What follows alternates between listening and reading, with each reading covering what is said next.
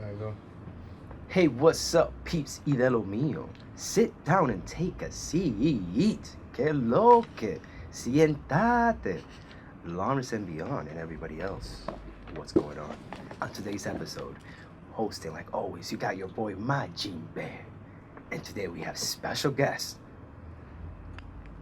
Hi, I'm Even. Hi, I'm Gladys.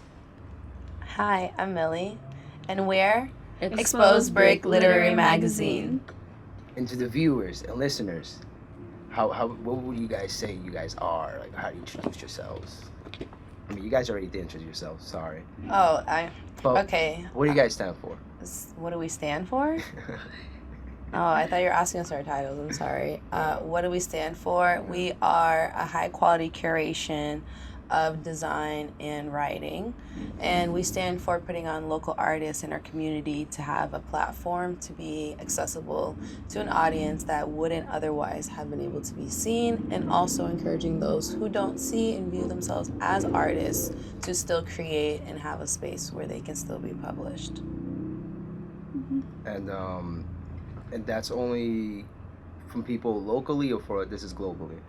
Well, currently we mainly had local people who were submitting, but our message stands across the board because I don't think our mission is only location based. I think it's a message that needs to be heard for everyone, especially during this time when there's a lot of uncertainty and people who don't understand the power in their voice and the power in creation and the power of just like using your ideas not just to be in your head but to actually create something. I think is what we're just trying to spread. That's dope, and that's very positive. And ladies, individually, what is your position in the spokes break? Like you all three came over here. I've gone to your page. I see pictures of y'all in there. Mind you, they're beautiful too. And I like the aesthetics too. And I'm like, all right, what does every individual person do though? That's a good question. Millie, you want to go first? Okay, so hi, I'm Millie. I'm the design editor. What does that mean, you say? I'm all about the visuals and just creating, making sure our message is being across the board. I also do the artist spotlights. Shout out to our IG page at Bricklit Mag, where we feature our artists, and I also host that. And yeah, that's what I do. Yeah. So I'm the prose editor, which means that when we're reading through a lot of submissions, I'm sort of just like thinking about the criteria we have and like what matches what our vision is. And yeah, and also I write a lot of things, I think, like a lot of emails. Gladys crafts the prose for the newsletters. Right, I also write for the newsletter, that's right, yeah. Mm-hmm. And I'm Even again. I am the literary editor. I do similar things to what Gladys does. And I also end up doing a lot of outreach. Yeah. And that just forms the whole robot, the whole that's awesome. And individually or collectively, do you guys have any favorite genres? Like what is something you'll say like, wow, it's hard to deny this. I'm trying not to be biased, but you would say The tough questions first, huh? Yeah. We fight about this sometimes. Yeah. I mean, this is going a little bit into our process when you submit, but we try to be really objective in how we choose pieces that go in the magazine. And if you're thinking about submitting, which we're opening up, our submissions for issue 2 are now open. We are open. Yeah, so make sure you check that out. issue 2. Yeah, issue 2. So like first issue is like really fun. We got a lot of really good feedback, a lot of engagement with it. So we're opening up submissions for issue 2, and we have a rubric that we have uploaded, which is such a teacher thing, but just like a little right, like it just comes. But it's like you can look at it and see like what are we looking for when we talk about like your writing style or your theme and how it's like related to our vision. If you need any guidance on that, we've uploaded a document that you can use, and then we use that to look at pieces. That way it's not like, just like me being like, oh, I like this because this is my friend and I saw them put it together, you know what I'm saying? So that way we're not biased when we look at pieces and we decide what goes in the magazine. Mm-hmm. Yeah. and you all agree on that? No, not always. We don't always agree. So there's. But the decision does have to be unanimous. Right. We all have we to. always have to agree. Mm-hmm. So Yeah. I feel like that's how we always bring it back home Mm-hmm. to make sure that it hits every single criteria that we're looking for, because we don't have the luxury of being biased to a one specific genre, because that genre may not fit all of the criterias, no matter how much we enjoy it and we really love it. So that's kind of where it's like, it's kind of dope to be able to take what we do like and be able to see like, okay, how does that exist in multiple different spaces? Yeah, I love that. Yeah, that's great. And you would be, in essence, publishing their work in your magazine or in their own proper magazine? Yeah. So this is a great question. This is like our product, pretty much explaining our product. So people submit to us, and then we take their submissions and we put it into it was like 40 pages, like a 40-page magazine. This time we did it was digital, because we started this project before COVID, and then COVID hit, and we were like, it's going to be a problem trying to get people physical things. We don't want to add to the spread of COVID, so we were like, let's make it digital, right? Which was really convenient, and people were still about it. People still supported it and bought it and read it online. So so they submit their piece, and then their piece gets curated into all these other pieces that we're accepting. And like, that's the promise that we make as Bricklit, is that we are going to take your work and we're going to elevate it to other pieces that are going to make it bring it out. You know what I'm saying? We're going to emphasize your work by putting dish, it exactly, just like vegetables or something. Exactly. And it's like, these are other dishes that are also equally as good, and that bring out something in your piece. So collectively we have a whole beautiful conglomerate of art and beauty, especially at a time like this. So it's not just you're getting published, it's that you're getting published as part of this bigger canvas of beautiful local art. Word. Yeah. That's dope. And I never got to ask you about issue 1. How did that go? I like how everyone looks at me like, How did issue 1 go? It was hard. That's why we all had to look at each other. I don't know. I feel like, just like with anything, I mean, when you start something new or something that you're not familiar with, it was just a journey. If we would say like the first issue, like we learned so much. I don't know if I can speak for the whole team, but I feel like we grew a lot in a very short time span, and there was a lot of things that maybe, we didn't, even ourselves, I feel like in the beginning, we weren't sure, like, okay, we want to do this thing, we want to, hurrah, this magazine. But it's like, you start to work on it, and it becomes way more than just like that what it is. And that forces you to be like, okay, like, what's my process? What does that look like? How do I stay present? How do I make sure these things are being accomplished? And, when it's your first time, it's a lot. It's a lot, because you're like, I don't want to get it wrong. Or like, when do you ever know when your first masterpiece is done? Because I love that saying where it's like, you have your whole life, to write your first album, your first book, your first whatever. But it's like, now we're on issue 2, and it's like, I feel like we're at a point where we can consistently produce a product that's like, no matter what, it'll be consistent. We're not going to be Bryson Tiller flake on our second project. Shout out to Bryson Tiller. Shout outs. But shout out to Anniversary. Right. Drop this weekend. Yeah, no, I agree with Millie. I think also you don't consider, like, we started this as like friends, right? And like it worked out because we were friends and we knew each other. We knew each other's learning style. We knew each other's passion for art in general. But then there's like things like, okay, we have this vision, but like you're late to the meeting. You know what I'm saying? So like, how do you get past things like that, which have nothing to do with the magazine, but they're gonna affect the product that you're putting out if you can't, see eye to eye with each other. So I think in that way also we grew a lot, and we became, more forgiving of ourselves and each other, and we just got to hang out and make a different type of art than we usually do. And that was that was lovely and fun. So high five, friends. Yeah, I don't know how it was for you, even. I feel like issue 1 was really hard. I think like when everything was changing so quickly in the world, we really didn't know like if the project would even get done. And I think one of the things that gave me a lot of hope about the time was doing the project, right? Like, was having something to work on, something to put out. It felt like everything was going in flames, but you're still doing this thing that you care about, that speaks to your values. So it was very grounding to see it come to life. And on the first issue, how many writers you guys added on that one? 20. Yeah. Oh, we had 20 artists. We had but 20 it was like artists. 13 artists. 13 Yeah, artists. we're collaborating, which is including, 2 photographers?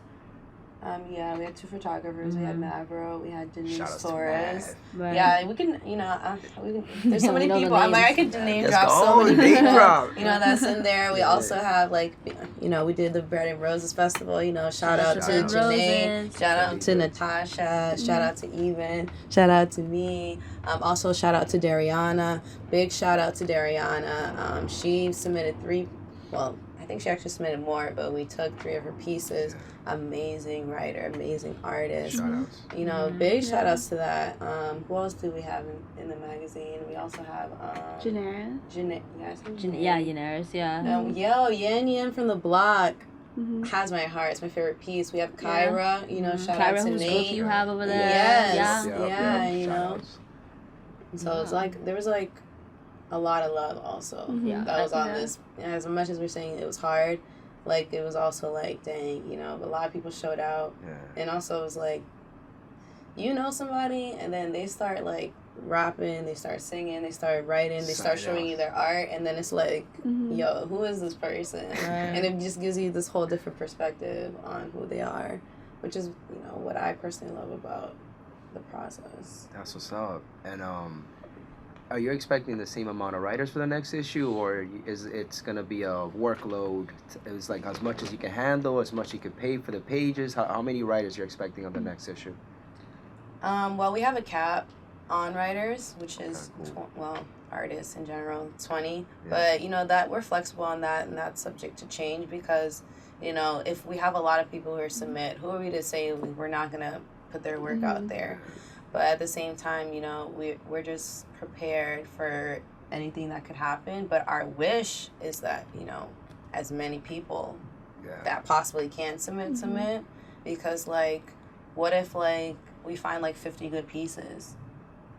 That sounds like crazy, Yeah, right? what are you But it's gonna if those 50 good Yeah. pieces are amazing and they deserve to be heard by the world, and we have the possibility and capability to do that, Mhm. why wouldn't we? Right? Yeah. Because that's exactly the message that we stand for, is being someone needs to see this, not Yeah. just us. Yeah. It shouldn't just sit in our submissions folder waiting for it to For see the mention, light. yeah. It needs to be out there as soon as we can possibly get it there. Yeah, and I think one of the other things that we had as a vision of the magazine is getting people to make more art, Mhm. and getting people to grow in their art. So if you submitted for the first issue and you didn't get in, you can submit second issue, or Mhm. we did a writing workshop for the first time where we actually had people come over and write, and we gave people feedback, or we gave people opportunities for collaboration and things like that. And then we asked those people who showed up to be okay, now can you submit something, right? Because we know that you've been practicing this, this craft, using this muscle. And yeah, so our hope is we're also going to be doing writing prompts soon on our IG. So giving people ideas for what to write. So hopefully it's you're submitting every issue, and every issue your work is getting better, right? Yeah. Yeah. Like And a writing workshop per se. right. Yeah. Just getting people to reflect more and to be confident in their writing and giving them an opportunity to grow. Mhm. Word. Yeah. And you would say that's something you plan on the future, in a certain location, online, always. Yeah, I mean, it's so, if we could do a writing workshop, I think that worked really well for us the Mhm. first time. Yeah. So for sure, if we can do it in an event, I think that'd be really useful. But some of the other ways are just the way that we're going to have prompts, reminding people to submit. But when we ask them to submit, we also give them a thing to write about. Mhm. That way they're, it's not like they're stuck. Maybe they just need that reminder to write. And even if you submit something and we don't accept it, you still got the courage to have make a thing and submit it somewhere, right? Mhm. And we want people to practice those skills and to give people guidance on that sort of process, so that there's just so many important things that people here in the city are saying, or people who are in marginalized communities are saying at a time like this. Mhm. And there's so many reasons for you not to put that out there. you know, and we just want to be one more reason, one more reminder that it's important to say those things and someone is listening. Yeah. So you just want to encourage that sort of culture, that literary culture. It sounds bougie, but it's also really important. I don't think so, because I feel like you touched on something that I think is like really important that I feel like people overlook, is that like the practice is where like people fall off, right? But the practice is where excellence actually comes in, because it's like if people are not writing, if people are not doing something, it's like of course you're not going to be a good writer. You're not working out. Because you're not doing any work to write. You're not writing any stories. Or it's like, of course you're going to be a terrible rapper. You only have one song out. Like, you can't be good like that way. Practice. But you have to like, it's like practicing, but it's like this vulnerability in practicing, because you have to be okay with being like, yo, I suck right now. But I want to get better. You know, because it's like people get to the point where they're like, oh, this is cool. They try to do it, and it's like, this is hard. I don't want to do it anymore. I'm not naturally gifted at this. So they just like let something pass them by. But if they, you know, gave them the chance, or if they actually were like, yeah, I know, like maybe the first few times, like it wasn't that great, but it's like there gets a point where it switches and it becomes great. But that's a decision that you have to make. And I feel like a lot of people just think it just like shows up. Like one day you just wake up and you're like, I'm an amazing writer. Or you just wake up and like you skip the struggle and you're just like, I'm already at my best. But it's like being vulnerable is the point of what we're trying to say, is like, even if you don't consider yourself to be those things, like you probably could be. Or there's, you know, I talk to artists who have submitted, and the issue, and it blows my mind that they don't think that they're talented, or that they didn't view themselves as a artist. And then they're producing this work. They're like, I've been writing for years and I didn't consider myself a writer. I'm like, how does that happen? You know, like where do we get to say in that narrative, like, you don't get to think about yourself that way, because you need to understand you're on a different level. Like, always. Like, because, like, you know, with the group, I always say this, like, my best right now, I'll never be, you know, disappointed in it. Even if I know tomorrow I'll be better, I'll always be proud of, like, my day one great. Because, like, at that point in time, that was the greatest that I possibly could do, and I did it. And so now my greater, you know, elevates to a different level, and I get to look back and reflect on it, like the same thing we're going to do with the issues. You can believe in the growth, too. You have to see it. Like, people, if you don't see it with your eyes, right, you don't believe it. If you're working out, you know, you don't see yourself getting cut right away, you stop working out. But it's like the growth and the work is still there. You have to put it in, and until you see it, it's like, it's non-existent. And I hate that. It's like, I hate that point in the process, because I'm like, you always have to feel like, damn, yo, that one song was fire, right? It was fire, right? Yeah, that's it. But what's dope is that, like you were saying, you have to be consistent with it. You have to keep doing it, or at least trying with it, right? It was beautiful, though, even though it sucks. It was beautiful to go to the first thing you did and be like, oh my God, that was the first thing I did? Like, I feel the growth. That ain't nothing to what I'm capable of now. Like, you know, so that's a beautiful aspect of it too, that people should, you know, should keep honing that tool, keep sharpening that blade always. I'm a big believer in that. And the second issue, why did you choose to call it Boundless Land? Do I have it correct? Yeah. Why did you chose that name? What was that name chosen? Okay. That's my idea. Hair flip. Well, the idea with Boundless Land right now was just thinking about, my first initial thought was about borders and how art kind of transcends borders, right? Like, what our artist is doing. I was also thinking about what you just said earlier about, like, the literary part of it being bougie, but arts is actually really grassroots, right? Like, it's, I feel like the communities like ours have the most to say in terms of their art and their artistry. But Boundless Land, I was thinking about how we think of ourselves as like these people in these borders, right? But we transcend all of that, just like even us in the room right now, like where our family's from, where our culture's from, and where did it come from. And we're not bound by this land. Was my initial thought, and then we had a couple, like, you guys added your own kind of spin on them too. Yeah. So for me, I think Boundless Land talks about, like, we even like surpass and transcend like this physical land that we're on, and not just in terms of borders, which is really important to be able to move through borders freely, but also just like the atmosphere and like Earth, right? Like we belong to the stars, like we are stars, like we have that same spark, and the universe also exists in us. So there's something very like celestial about it, something very ethereal about it, about just transcending like this dimension and even this solar system, you know what I'm saying? So for me, the boundless part is just reimagining, like, you know, what do we have access to, and how can art tap into that in a way that we can't always tap into, in like a physical way. But yeah, what does it mean to you, Millie? I think for me, the way I interpreted Boundless Land was just kind of like on limitations, because I feel like freedom is like limited by your mindset and the way that you view things, and I found like Boundless Land is just being able to be capable and not limiting yourself on being like, I can be great at so many different things, or I can do so many different things, or I can create and make so many different things. And it's like, what does that look like? Because I know that looks like something different, you know, for everybody. If we weren't limited by our thoughts, you know, I think about this a lot. If we weren't limited by our thoughts, like, what would we think? You know, if there wasn't any right or wrong, that boundless space in your mind, like, what does that look like? Where there's no critique, there's no, like, pressure, there's no, like, standard that you have for yourself. Like, how do you show up in that space? You know, and that boundless land, I think, is really powerful, because I don't think a lot of people think about that. They just live in the present moment of, like, okay, what's next? Or I have these constant things going on, these constant thoughts, but it's like you always have to kind of bring it back to like, okay, who am I? Am I in that space? Making sure you're there, because if you're not, you know, it takes a toll on you. Yeah, you you know? get burned out.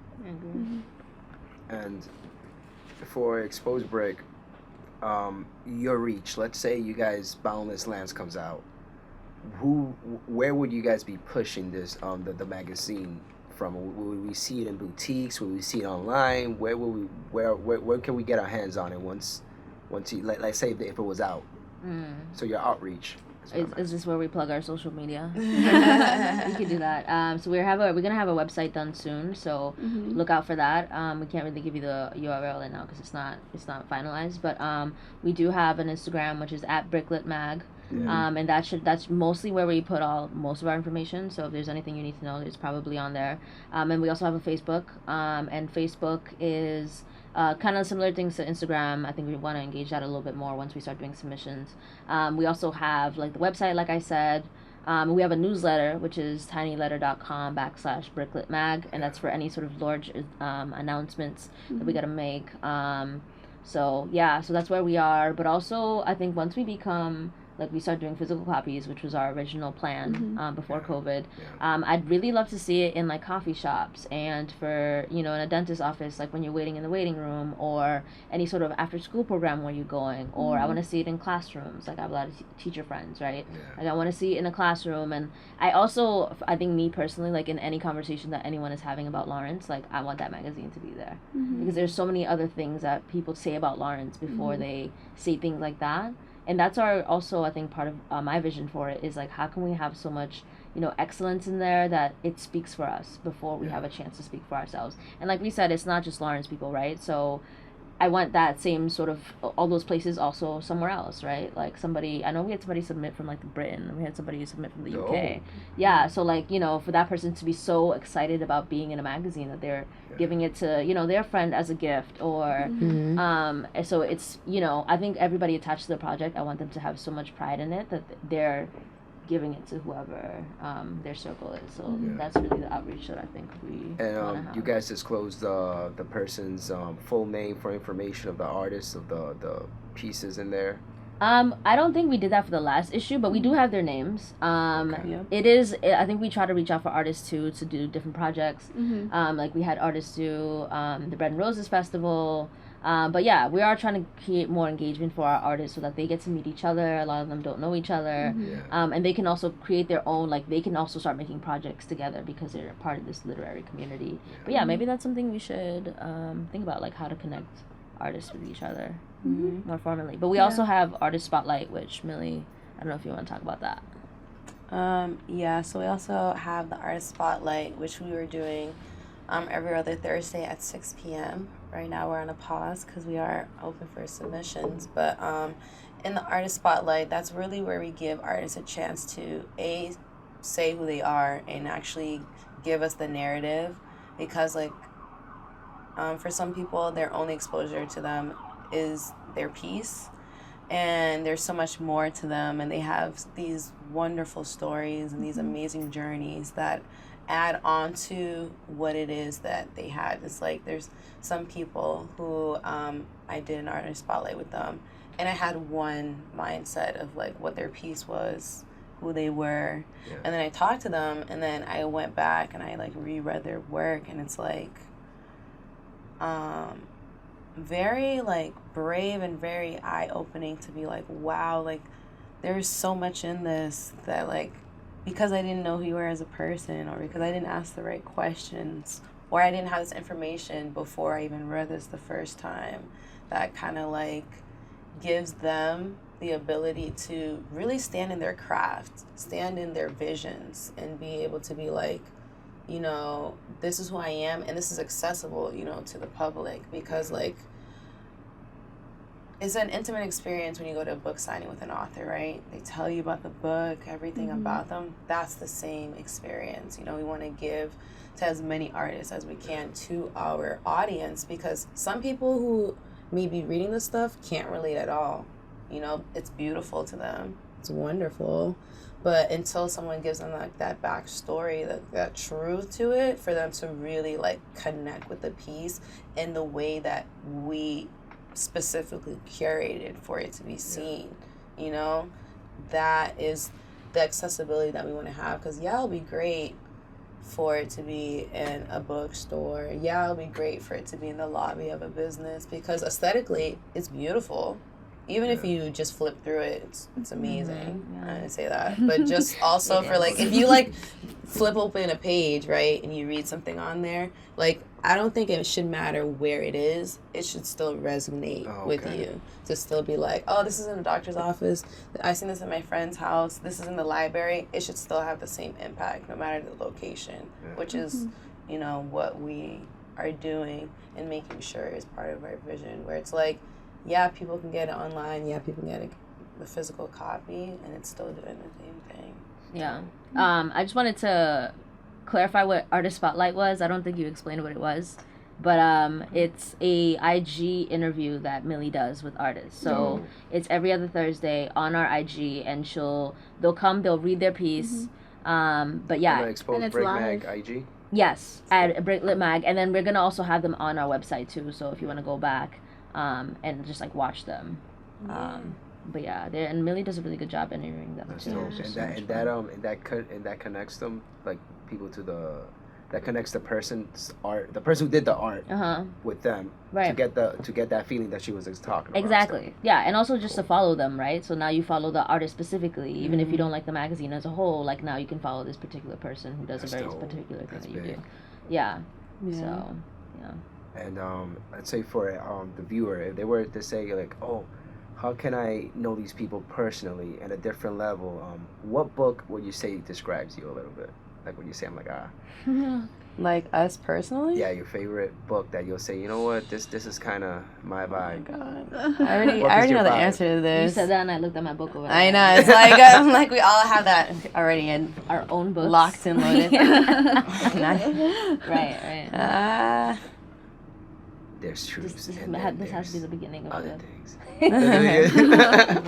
That's so cool that you have that. Do you have an answer? Do you have answers? Okay, your autograph too. Oh my God. I know, right? Well, I already know off top. I talk about this book all the time if we ever talk about books, but I feel like the book that describes me the most is The Untethered Soul. That's my favorite book. Do I have to say like why, or are you gonna? If you want to. If you like. I think. The book it's a self-help book, and it's basically talking about like who am I, right? Internal reflection, and it talks a lot about like your thoughts, And that's one thing that I feel like I do a lot. A lot of people don't know, but my background is actually in supply chain. That's what I did for work. That's what I studied in school. And I feel like I learned very early that my thoughts have the ability to create things, and I have to be aware of the power that stands and what I can do with it. And I think in the Untethered Soul, he is very spot on understanding, like, who am I? And I feel like that's who I am as a person. I'm always like, who am I? I express myself. I like to design. You know, I do my nails. I wear makeup. I change my hair. It's like, who am I? It's like I'm all of these things. It's like there's no limitation on anything that anybody could ever say, because, like, the more I ask the question, the larger, you know, the answer becomes, because there's so many that fit in there. And I feel like that's what that book embodies, and I feel like that is a pretty accurate good description of myself. I don't know. You think of yourself one way, right? And the other people are like, that's not true. Exactly. That's so funny. I didn't think about that. Wow. I don't think I've ever thought about this question. Yeah, ever I'm in my having life. such a hard time Yeah, right now. I'm like, don't come to me. I will say that my first initial reaction, like I said, was like my own book, right? Because I created it for that purpose. But also, like, I read that book and I'm like, I'm not that person anymore. Like, I've grown a lot since that book was released, which was a year ago. And also I did that on purpose. Like, I wrote the book because I was like, I need to grow, and I need that snapshot of growth, like you were talking about earlier. So I think about, like, who am I now? I think a lot of books in my head that I want to write or I want to read. If I read it, I'd be fine. If I don't read it, I might have to write it, which is, right, the trade-off. That's the hard part. But I can see what that book looks like. But I've also been thinking about just other books that are related. I'm thinking about the Book of Jonah for whatever reason, like the Book of Jonah in the Bible. That's your vibe. That's the book I would say. That's it. It's a book of faith, y'all. Yeah, so I'm gonna say the Book of Jonah for now. That's my answer. That's your answer, right? I'm still like dreading answering this question. I don't have a book. I feel like I've been reading a lot of stuff. The most inspiring stuff I've been reading lately has been books in visionary fiction. So visionary fiction is a type of writing that imagines a future, right? A future that's manifesting. Yeah, kind of. It's like kind of imagining like what it would be like to rebuild this world we live in, right? If we wanted to live in a world without prisons, what would that look like actually? Like, how would we practice that? If we wanted to live in a world where there's, you know, like there's no human trafficking, what would that look like? Like, how would that work practically? Because right now so many things are fueled by these industries and these, just like terrible systems that we're living in. Yeah. So I feel like, that's the genre I love reading right now. But in general, I'm currently writing a book on, it's Children's book? no, She's this writing is a like different 3 book. books. She's holding out. I'm like, which one? No, seriously. Yeah. I'm co-writing a book. It's called Driftwood. It's going to be a work of echo-resistant sci-fi. Shout out to Nicole for giving me that genre, new genre. And I'm co-writing it with a friend, and it's been really rewarding. Word. And I'm sorry, you just say something. You just said a big word, echo location drama. Excuse me. Like, I'm imagining I'm imagining like an alien whale I got it. with echo communication. Okay. Yeah, that's actually what the book is about, right? Yeah, kind of. Like, you know, whales live a long time. Like, whales have lived shit. for generations. Like, they might also be connected to dinosaurs. I go on about this, Yeah, the ocean. But is like scary. the ocean holds so much more life than we know. Don't we know like 20% of it or something? 5, I So think. little, so little. As much as we know, as keeps going lower every time I ask. as much as we know about our brain is how much we know about the ocean, I think. And the universe. Oh shit. Yeah. Yeah, we'd probably know less about the universe, Right. the numbers wise. Yeah, if we only know. Maybe that's proof that there is another dimension. We just not are meant to see I it. feel I like there's believe several it. some Yeah. whales that Whales show are that to be good. true. Y'all want me to define echo resistance? Yeah, I know. Are you gonna define it? Go ahead. Shout out to dolphins though. Echo, like ecology, resistance, like resistant to kind of, like resistant to hegemony of kind of, you know, like how we're treating the land is so bad right now, and how our relationship with nature is not there, right? So eco-resistance. I'm talking about us as a human species. So Species. We're not treating the resistance or synergy with nature. Yeah. So like eco-resistance as like resisting the current way we're interacting with nature, and sci-fi because it's in the future. Yeah. Nice. So that's one of your books. What are the other books that you're writing even? Oh my gosh. Publishing. I'm working on a book of poetry that's being published next month. Who's doing your publishing for you? All Pros Publishing. Shout out to Nate. Thank you so much. And I'm working on a children's book about Vietnamese like diasporic kind of transgenerational healing. Wow. This is why they think we're bougie. Right. So that's healing through the generations. Like we're gonna edit something, it's more positive. Now the next seed should add a little bit more positivity until we just have less of that. Transgenerational, like how trauma gets passed down from mother to daughter and from grandmother to mother to daughter, right? So like transgenerational trauma is kind of like a field of study in a lot of to mother to son too, right? Yeah. Right, cool. Yeah, just like kind of down your ancestral line, right? Like there are things that happen that people don't speak about that gets passed down in terms of pain, right? But what does it look like to heal in that lineage?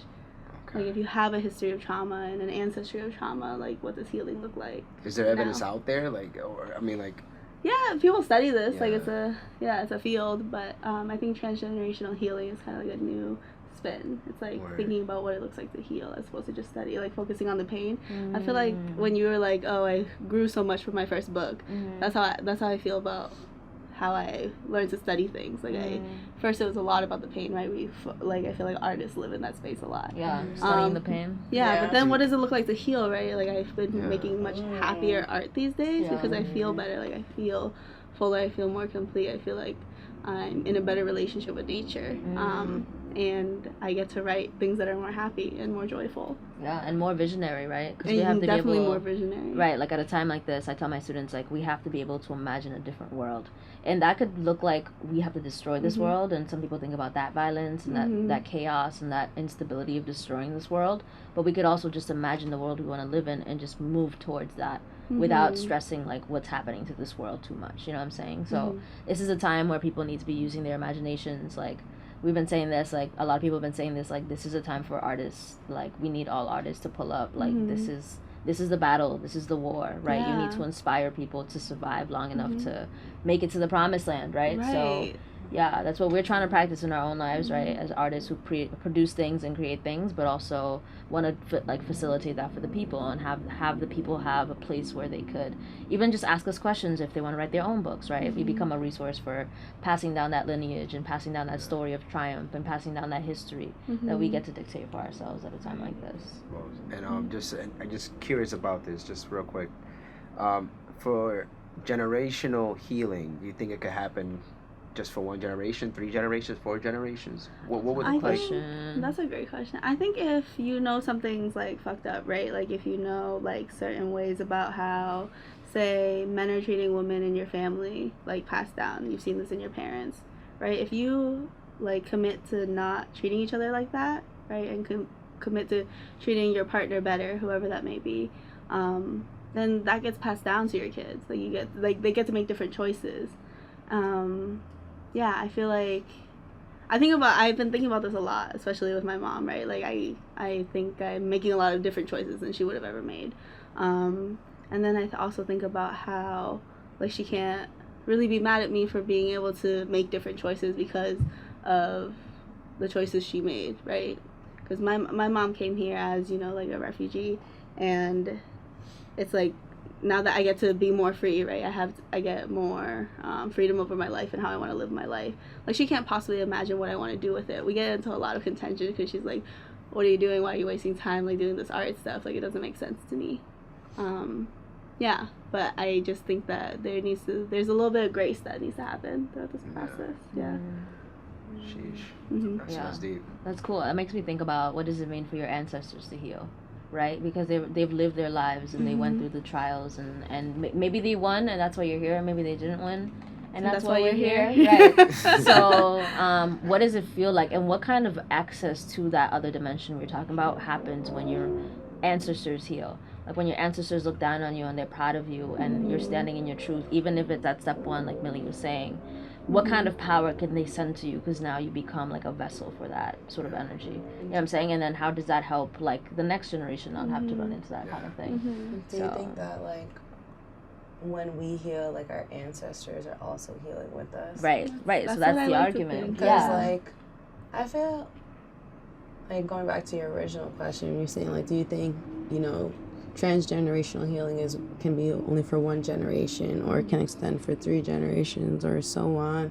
I think that as long as the process is being started, it will always continue, even if it skips a generation or even if it goes strong for a while. I think, you know, going back to like thinking about our ancestors and just kind of like, you know, even, you know, looking at your mom, you know, she's watching you heal something that she didn't have the capability to do herself, which in turn helps her heal in a different way, where it's like, you made the choice to make that change, and now the change is affecting both ways. It's not only being passed to your children, you know, because that's the other thing with healing, is it doesn't just go from like mother, son, you know, it's like friend to friend. It's just a relationship. Like if you have a relationship with a person, like you healing always benefits those around you the most, you know, because like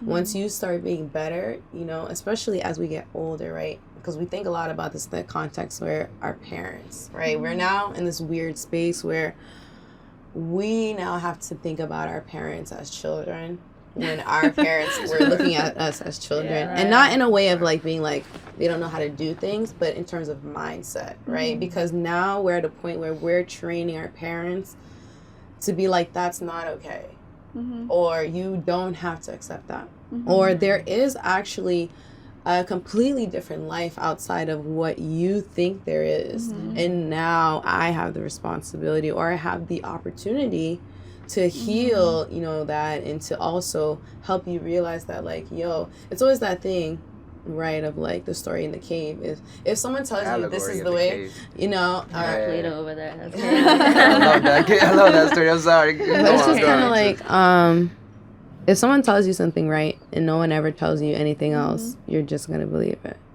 right? You're just like, yep, this is the way life should be. You go, right? Because this is how immigrants are taught, right? This is how people are sold the dream of America. Wow, you're gonna leave your horrible country, which is probably actually way better than where you're going. You're gonna go to this land where there's money on the floor. You're gonna be rich. You're gonna have this life where you're just like, you're just doing like all these things that you're like, okay, well, you know, your parents were sold that dream, right? And then they get to America and it's like reality hits them very quickly to be like, that's not the truth. That family coming here just completely changed. Completely. That's how it happens. I mean, everything is different. Everything is different. But yeah, and I was gonna say, even in that example, like, I think in that moment they heal, like when you're living your best life, even your mom is like, the sacrifice was worth it. Like that's her healing. Her healing is, maybe I didn't get to live that life, but my child does. And like that makes the whole journey worth it. You know what I'm saying? And not just to survive, but to have the opportunities that you have when you get to be an artist here. But yeah, and I think about that a lot too, and I think about the fact that like the three of us we all grew up in Lawrence, but none of us are Dominican. Let's go. Right, shout out to the Dominican fam. But we also all moved here. It's not like we were born in America, right? So just that experience of like moving to this country, but specifically Lawrence randomly, and kind of being immigrants, but not being like the immigrant that we all like grew up around, but also kind of connecting with each other, even though we all like speak like different languages and we all have different cultures at home, and it's not like our parents were kicking it with each other. That's like not how we met, you know what I'm saying? Because they would never run into each other. They're like, nah, I stay over here. right, and just like how that, I think over years became like a friendship that we trusted enough to try a lot of different things. Like we have so many different projects that we work on all the time, and have been for years. Yeah. So it's really fun to work on a project like this and just like give back to the city that. City is so diverse. Yeah, just allowed us to be ourselves and just grow up and hang out and stuff. Right. So. Well, Exposed Brick. Do you have any shout outs? We definitely want to re-emphasize that our submissions are open. Issue 2 Until October 26th. until October 26th. Yeah. Where could they submit their work even? You gonna read the URL for the Google form? Well, okay, let me recite Well, the URL. I wrote it on my you don't tab. have to- I can put it on the wait, page. Wait, no, Michael we have Scofield. a link tree, guys. If you go Oh, to yeah. our IG page, Yeah, so our Click on link the link tree. tree. click on the link tree. And then you hit submit to issue 2. And Yeah, we'll be for waiting for your work. Yeah, and we're also selling the first magazine. So if you go onto our website or any of our social media, you'll see the link to buy our first issue, which is $15. Yeah, and it's a digital issue. We're hopefully trying to do pre-orders for a physical issue soon. So if that's more your vibe, if you Have something for everyone. yeah, we'll Sign up have for the updates newsletters. on that. Right, sign up for the newsletter.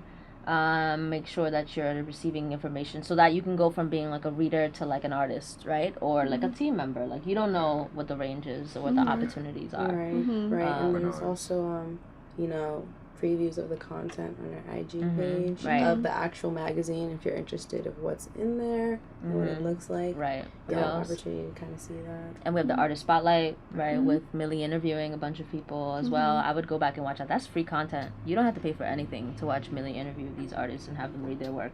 It's beautiful. It's great. That's awesome. And So- I'm so sorry. I'm not sure if I already asked this, but how did you three at the same time be like, oh, let's create Exposed Break magazine? Like, what was that night? Were you guys just eating? What was going I think on? this That is was the a- question. that was a we long were- journey. Yeah. This is the one we're all gonna have different answers to. Like, Okay. Yeah. I started it by myself. Let's go. Let's It was go. actually my idea. Yeah.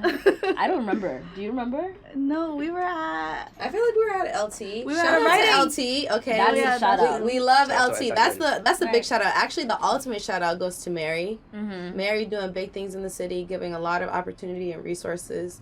If you ever need anything, she's always there. And she has LT, she has Cafe Azteca. But like we Shout out to used Mary. to always be at LT. Like that's For like writing clubs inside. for writing club, but just even before then, we would just be Yeah. there Always like at during the I week. remember. Like multiple days in a Right. row. Mhm. And I feel like one day like someone was like, it'd be dope if we just did like a writing magazine. club. It was just one like, oh, morning. let's do Right. it. And then like somehow that just caught Snowballed. momentum and Right. just was like, what happened? We should do a magazine. And it started out as a joke, really. Well, Yeah. we had a vision, right? We were like, we want artists to have a platform. We want like Lawrence as a place to be able to host these artists, and we wanted to like pay people for their art and be like a be an avenue for that. Yeah, but I feel like that came with time. Mm-hmm. Yeah, You the know, vision. like because there was, I don't think we can say like this was the moment where Exposed Brick was born. I feel like we just all understood there was a need, Mm-hmm. there was a vision, and then we were just kind of like, we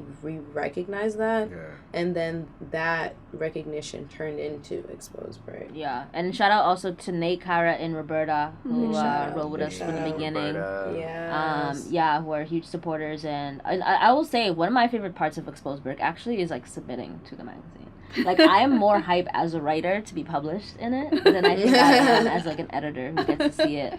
I think it's also like because now we have to think about what to submit. And we know the criteria, so that's why our pieces are getting in. It's not because we're just letting ourselves in. But I feel like now we have to think about like, okay, what's a piece that's gonna follow up what I wrote, and like how am I gonna grow as an artist? So like the thing we're asking people to do is something that we're doing ourselves. We Yeah, really so model it. right, and like we want to be part of that process too, and that's why we started it, because we want to have opportunities to write. We want to be accepted into publications. We want to say that we're proud of the city and like give this to people who want to know about Lawrence, right? So, I think that's for me. That's where it came from. It's just like A, I want to be published. I want to write more. I want to be published, and then B, I want, when somebody asks me about Lawrence, especially as a teacher here in the city who I teach writing, and I have a lot of coworkers who are not from here.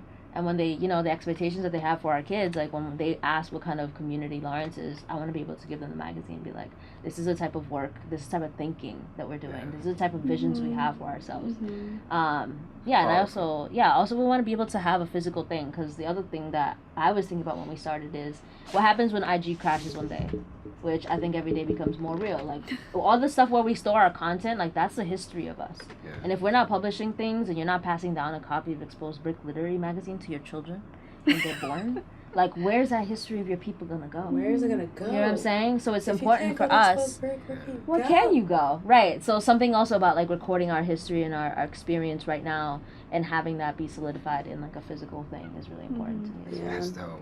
Yeah. And at Exposed Break, for now, you guys are keeping, let's say if there was no COVID situation, would you guys have a location? LT probably. Yo, second floor, baby. Writing club, Saturday 10. First and second, yo, we take up all the space. All of it. And for the listeners that might not know what LT is, El Taller, you know, let's make that clear. Mm-hmm. Yes, it's a cafe in Lawrence. It's like behind this Also a wall. bookstore. It's also a bookstore, right? Where they also sell all those lovely books Yes, they do. that we're love to read and love to write. Book curator right here, by the way. It's me. But girls, I'm humbled and honored that you guys pulled up and came through. You know, thanks for coming. Exposed Brick literary magazine. Literary magazine. I'm sorry, guys. Yeah. Thanks for coming. Awesome. Thank you so much for having us. Thank you. No views. What did you say? Okay. Did you press a button?